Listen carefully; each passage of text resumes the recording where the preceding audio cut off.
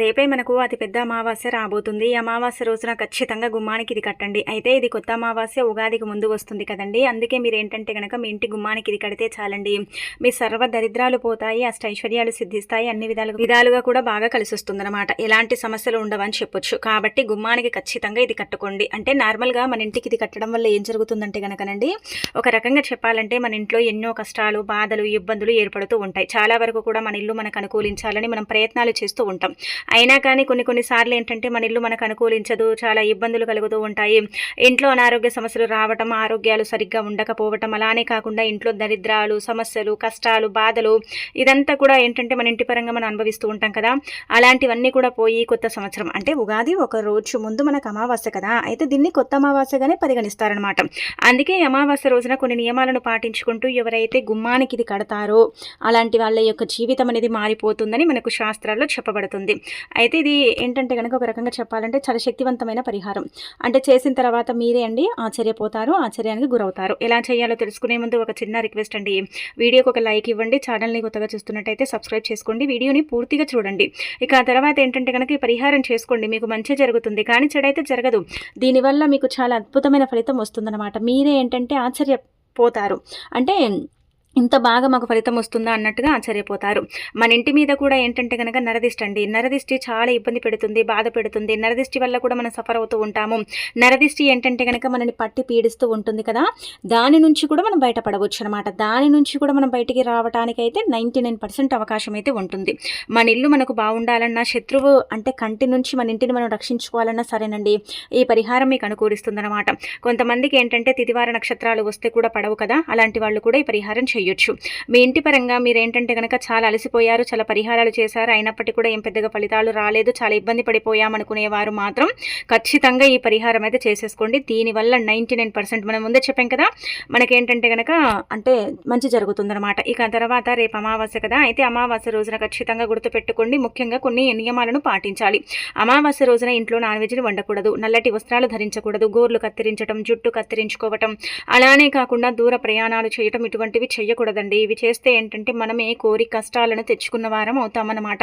అందుకే ఇలాంటి యొక్క పనులు ఏంటంటే చెయ్యకండి. ఇక ఆ తర్వాత ఏంటంటే కనుక స్నానం చేయండి. 2 పూటలు స్నానం చేయాలి అమావాస్య. చాలా మంది కూడా స్నానం చేయరు, కానీ స్నానం చేస్తే మంచిది. స్నానం చేసిన తర్వాత ఇప్పుడు చెప్పే పరిహారం చేసుకోండి.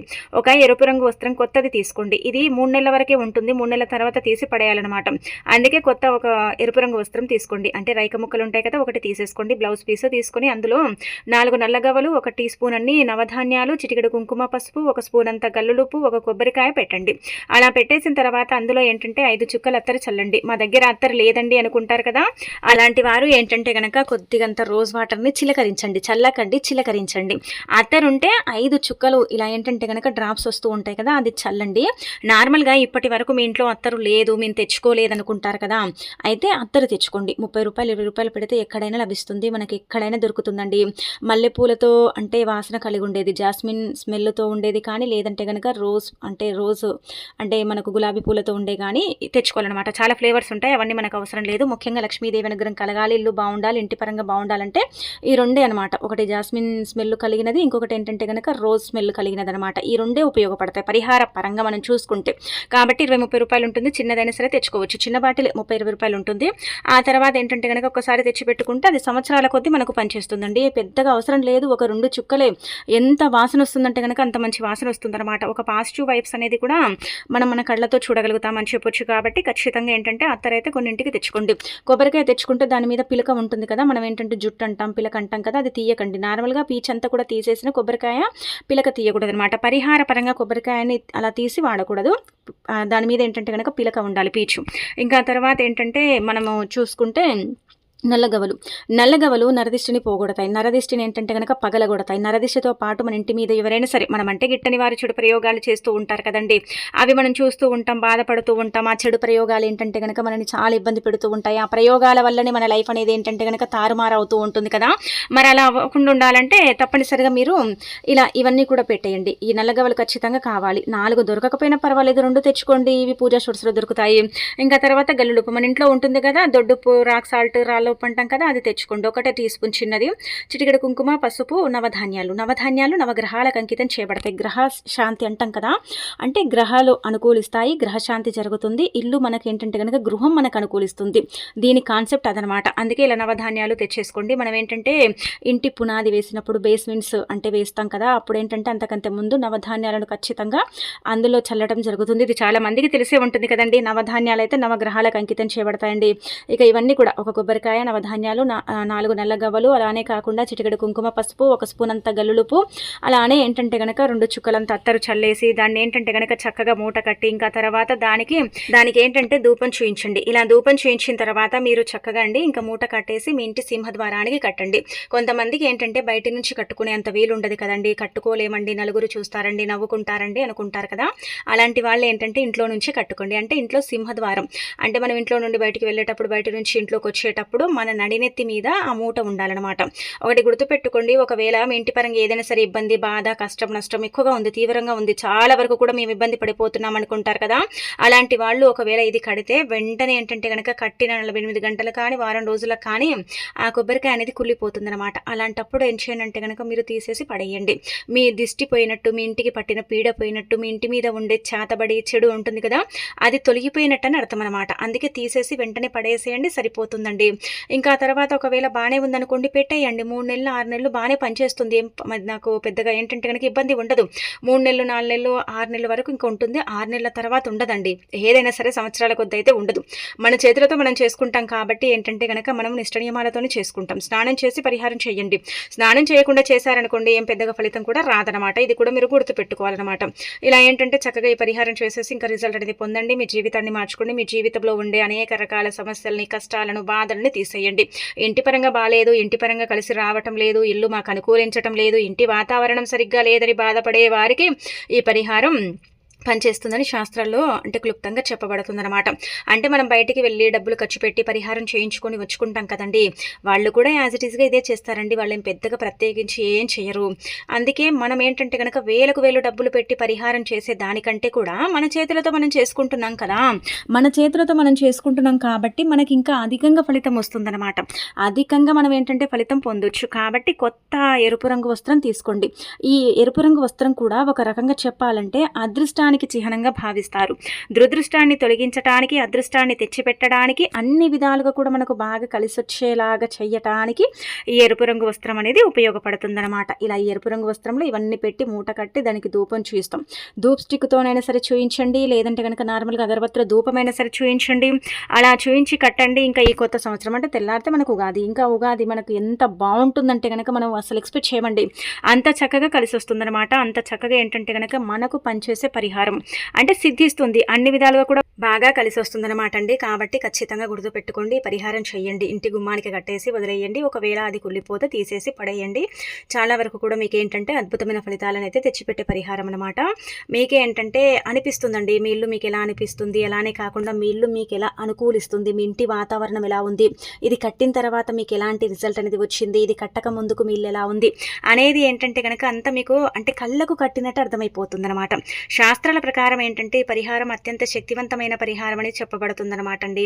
అందుకే తప్పకుండా ఏంటంటే రేపు అమావాస్య కదా, చాలా శక్తివంతమైనది. కొత్త అమావాస్య, చాలా పవర్ఫుల్ అమావాస్య. కాబట్టి ఎవరైతే ఈ పరిహారాన్ని ఆచరిస్తారో, ఎవరైతే ఈ పరిహారాన్ని చేసుకుంటారో అలాంటి వాళ్ళ యొక్క జీవితం మారిపోతుంది. వాళ్ళ ఇంటి పరంగా బాగుంటుంది, వారి ఇంటి పరంగా వాళ్లకు అనుకూలిస్తుంది. ఎలాంటి ఇబ్బందులు అనేవి ఉండవన్నమాట. ఎలాంటి కష్టాలు కానీ నష్టాలు కానీ లేకుండా చక్కగా ఉండటానికి అవకాశం ఉంటుంది. మన ఇల్లు మనకు అనుకూలించటానికి ఏంటంటే కనుక ఈ పరిహారం పర్ఫెక్ట్గా పనిచేస్తుంది. మన ఇంట్లో ఉండే ఈ చిరాకులు, చికాకులు, మనశ్శాంతి లేకపోవటం, అశాంతిగా ఉండటం ఇదంతా కూడా మనం చూస్తూ ఉంటాం కదా, దాని నుంచి మనం బయటపడవచ్చు అనమాట. దాని నుంచి మనం బయటికి రావడానికి ఇంకా దీనికి మించింది ఇంకా ఏది లేదని చెప్పొచ్చు. ఇది అంత అద్భుతంగా పనిచేసే పరిహారం కాబట్టి ప్రయత్నించండి. ఆ తర్వాత ఇంకొక పరిహారం అండి, ఇది కూడా చేసుకోవచ్చు అనమాట. ఇది కూడా ఏంటంటే ఒక రకంగా చెప్పాలంటే మన ఇంట్లోకి చెడు అనేది ప్రవేశించకుండా అంటే అడ్డుకట్ట వేయడానికి ఇప్పుడు చెప్పే పరిహారం ఉపయోగపడుతుంది. ఇది కూడా అమావాస్య రోజు సాయంత్రం సంధ్యా సమయంలో చేయండి. ఒక తమలపాకుని తీసుకుని అందులో ఏంటంటే కనుక ఒక గుప్పెడంతా రాళ్ళ ఉప్పు అంటే 1 స్పూన్ పోసేయండి. ఆ తమలపాకు నిండా పోసేసి నిమ్మకాయని ఇక్కడ చూయించే విధంగా 4 భాగాలుగా కట్ చేసి అందులో కుంకుమ పసుపుని నింపి ఆ ఉప్పు మీద పెట్టేసి ఏంటంటే అది మీ ఇంటి సింహద్వారం అంటే పడుకునే ముందు కూడా చేయొచ్చు. ఇది 6 తర్వాత ఎప్పుడైనా చేయొచ్చు. రాత్రంతా ఉంచాలి. ఇది ఎందుకు ఉంచాలంటే మన గడప దాటి మన ఇంట్లోకి చెడు అనేది వస్తుంది. మన నుంచి కూడా మన ఇంట్లోకి ఏంటంటే చెడు అనేది ప్రవేశిస్తుంది. ఇతరులు అంటే పక్కవారు, ఇరుగువారు, పొరుగువారు మన ఇంటికి వస్తూ ఉంటారు. మనకు తెలిసిన వాళ్ళు కూడా వస్తారు, మన బంధువులు కూడా ఉంటారు. వాళ్ళ ద్వారా ఏంటంటే గనక నెగిటివ్ అనేది మన ఇంట్లోకి రాకుండా ఉండాలి కదా, వాళ్ళ ద్వారా మన ఇంట్లోకి చెడు అనేది ప్రవేశించకుండా ఉండాలి కదా. మరి అలా ఉండాలంటే ఇలాంటి చిన్న చిన్న పరిహారాలు చేసుకోవాలి. ఇదేంటంటే మన ఇంట్లోకి చెడు గుమ్మం దాటి రాకుండా చేయడానికి, ఈ చెడు ఏంటంటే కనుక గుమ్మ నుంచి వెనక్కి తిరిగి వెళ్ళిపోవటానికి చేసే పరిహారం అండి. ఇది కూడా మనకు పనిచేస్తుంది కాబట్టి రాత్రంతా పెట్టుకోండి. మీరేంటంటే నిమ్మకాయనే కదా, నిమ్మకాయ వల్ల ఏం జరుగుతుంది, నిమ్మకాయ వల్ల ఏం ఫలితం రాదేమో ఇలా అనుకోకండి. ఇలా మీరు నమ్మకంతో చేసేసుకోండి. ఖచ్చితంగా రిజల్ట్ అనేది మీరే మీ కళ్ళతో చూసి షాక్ అయిపోతారనమాట. అంత తప్పకుండా మీకు పనిచేసే పరిహారం కాబట్టి ప్రయత్నించవచ్చు. ఈ పరిహారం ఏంటంటే గుర్తుపెట్టుకోండి, రాత్రంతా పెట్టాలి. మీరు ఎప్పుడు పెట్టుకున్నా పర్వాలేదండి. 9 గంటలకు పెడతారా, 8కి పెడతారా, 7కి పెడతారా, అది మీ ఇష్టం. ఎప్పుడైనా పెట్టండి. కానీ రాత్రంతా పెట్టేసి ఏంటంటే వదిలేసి తెల్లారి లేస్తారు కదా, లేవగానే మనం డోర్ తీస్తాం కదా, తీయగానే ఏంటంటే అదంతా కూడా ఒక కవర్లో పోసేసి బయట పెట్టండి. లేదంటే పడేసే వీలుందనుకోండి, అప్పటికప్పుడు తీసుకెళ్ళి దూరంగా పడేసి వచ్చేయండి, సరిపోతుంది. చూడండి, మీకు అర్థమైపోతుంది, మీకు తెలిసిపోతుంది ఎంతలా ఫలితం అనేది వస్తుంది, ఎంతలా మీ జీవితం అనేది మారుతుంది. మీ ఇంటి పరంగా మీకు ఒక తెలియని పాజిటివ్ వైబ్స్ అంటే తలుపు తెరవగానే మీకే అర్థమైపోతుంది అనమాట. అబ్బాయి ఇది మా ఇల్లేనా, మాకు ఇంతలా అనుకూలిస్తుందా అన్నట్టుగా మీకు తెలిసిపోతుంది. ఇది కడతాము, ఈ పరిహారం సాయంత్రం చేస్తాం. అలానే కాకుండా ఏంటంటే కనుక ఇంకా ఇల్లు క్లీన్ చేసుకొని దీపం పెట్టుకుంటే మన ఇల్లు స్వర్గంతో సమానం అవుతుంది. కావాలంటే మీరు ట్రై చేసుకోండి, కావాలంటే మీరు చేసి చూడండి. అంత చక్కగా పనిచేసే పరిహారం అండి, అసలు వదులుకోకండి. అమావాస్య అనేది ప్రతి నెలలో వస్తుంది, కానీ ఇప్పుడు వచ్చి అమావాస్య కొంచెం పవర్ఫుల్ అనమాట. చాలా శక్తివంతమైన అమావాస్య అని మనకు శాస్త్రాల్లో వివరంగా చెప్పబడుతుంది అనమాట. ఈ అమావాస్య రోజున ఎవరైతే నిష్ట నియమాలతో పరిహారాలు చేసుకుంటారో, అలానే కాకుండా నిష్ట నియమాలతో పనులు చేసుకుంటారో వాళ్లకు తప్పకుండా మంచి జరుగుతుంది. సంవత్సరం పొడవునా కూడా వాళ్లకు అష్టైశ్వర్యాలు సిద్ధిస్తాయి. వాళ్ళు చేసిన ప్రతి పరిహారం కూడా పనిచేస్తుంది అనమాట. అయితే అమావాస్య రోజున ఏంటంటే కనుక ఇలాంటి చిన్న చిన్న నియమాలు పాటించండి, కానీ దూర ప్రయాణాలు చేయకండి. కొంతమందికి ప్రయాణాలు అనుకూలిస్తాయి, కొంతమందికి ఏంటంటే ప్రయాణాలు అసలు అనుకూలించవు, చాలా ఇబ్బంది పెడుతూ ఉంటాయి, బాధ పెడుతూ ఉంటాయి. చాలా వరకు కూడా మనం ఏంటంటే కనుక ఎన్నో అంటే అనుభవిస్తూ ఉంటాం కదా, అలా జరగకుండా ఉండాలంటే దూర ప్రయాణాలు చేయకపోవడమే బెటర్ అనమాట అండి. ప్రయాణాలకు దూరంగా ఉంటే మిగతాదంతా కూడా మీకు పర్ఫెక్ట్గా ఉంటుందని మనకు శాస్త్రంలో చెప్పబడుతుందండి. అందుకే ప్రయాణాలకు మాత్రమే దూరంగా ఉండండి. ప్రయాణం ఎట్టి పరిస్థితుల్లో కూడా చేయకండి, దానివల్ల చెడు జరుగుతుందన్నమాట అండి. ఇంకా